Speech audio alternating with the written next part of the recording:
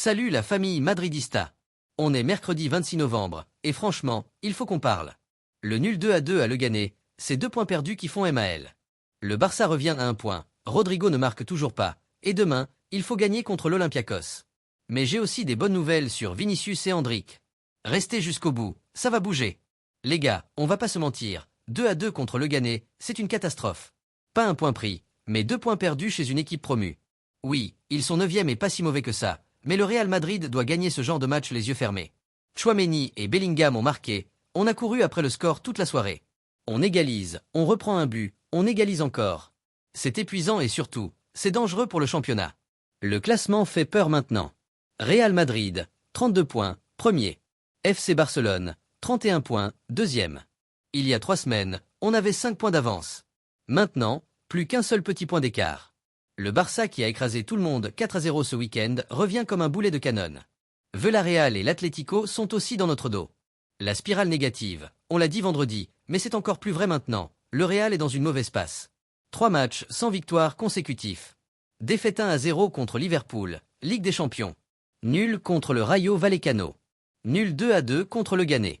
Au lieu de prendre 6 points contre Rayo et Leganés, on en prend seulement 2. 4 points qui s'envolent et qui pourraient coûter très cher en fin de saison. Xavi Alonso était dévasté après le match. Nous ne sommes pas satisfaits des résultats récents.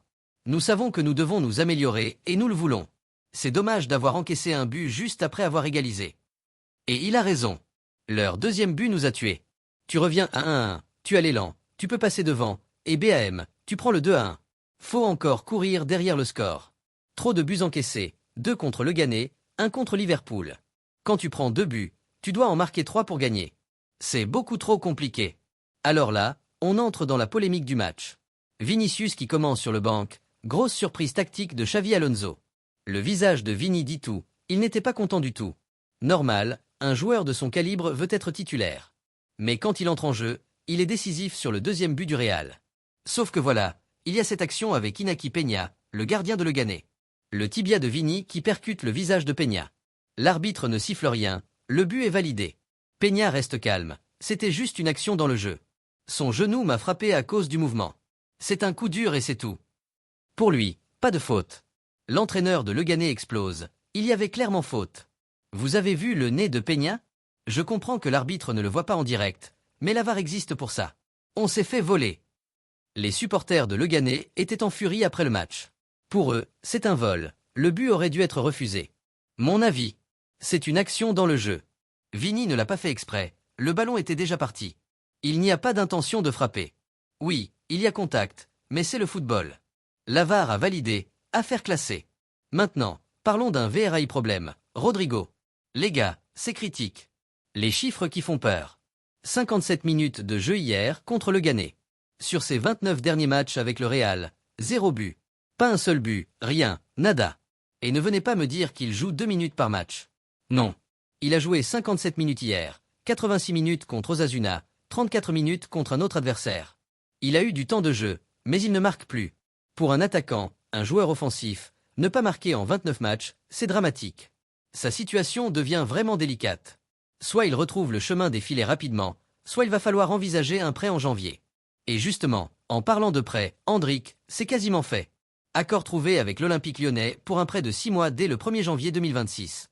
Le jeune Brésilien est séduit par le projet des Gones. Contrat de 6 mois sans option d'achat. Il fera la deuxième partie de saison en Ligue 1, puis reviendra au Real Madrid l'été prochain. Franchement, c'est parfait pour lui. Il ne joue presque pas, seulement 12 minutes depuis le 23 septembre. Hier encore, sur le banc pendant 90 minutes. Après le match, on l'a vu s'échauffer tout seul pour se dégourdir les jambes. La question qu'on se pose, pourquoi Rodrigo joue et pas Endrick? Pourquoi ne pas lui donner sa chance quand Rodrigo est à sec depuis 29 matchs? Mystère tactique de Xavi Alonso. Le prêt à Lyon va lui permettre de jouer, de prendre confiance, de marquer des buts. Puis il reviendra au Real plus fort et plus mature. Bon choix. Petite anecdote du match d'hier. Les 2 buteurs de Leganés sont d'anciens joueurs formés au Real Madrid. Álvaro Rodríguez et son coéquipier, tous les deux passés par la Fabrica. Rodríguez a même déclaré après le match, le deuxième but du Real avec l'action de Vini? Ça ne m'a pas semblé être une faute. Au moins, il reste honnête, respect.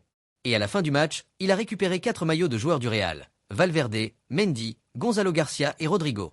Un vrai collectionneur. Ça montre l'attachement qu'il a encore pour le club qu'il a formé.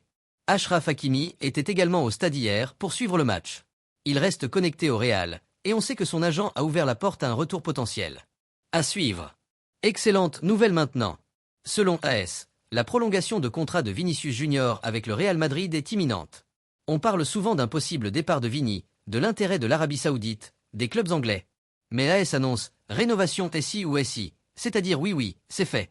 Vinicius devrait prolonger l'aventure au Real Madrid. Franchement, c'est la meilleure nouvelle de la semaine. Il est notre meilleur joueur, notre futur ballon d'or, notre leader offensif. Le perdre serait une catastrophe. Avec cette prolongation, il envoie un message clair. Son avenir est blanc, et il veut tout gagner ici à Madrid. À la Vini. Bon, maintenant, regardons vers l'avant. Demain soir, mercredi 26 novembre, l'Olympiakos en Ligue des Champions. C'est un match crucial pour plusieurs raisons. Sortir de la spirale négative, 3 matchs sans victoire, c'est inacceptable. Il faut gagner pour relancer la machine. Se racheter après Liverpool. Notre dernier match de C1 était une défaite 1-0 contre les Reds. Il faut montrer qu'on reste une grande équipe européenne. Enchaîné avant Girona et Bilbao, après l'Olympiakos, il reste encore Girona et l'Athletic Bilbao, tous à l'extérieur. On ne retrouvera le Bernabéu que le 7 décembre contre le Celta Vigo.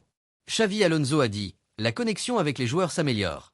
Nous nous connaissons mieux maintenant. Nous avons beaucoup de matchs à jouer.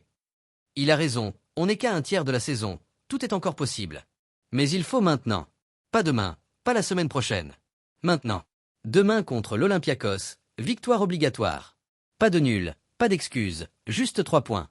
Voilà la famille madridista, c'était l'actu complète pour ce mardi 25 novembre. Demain soir, tous derrière l'équipe pour ce match crucial en Ligue des Champions.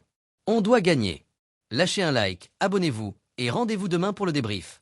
Allez, à la Madrid!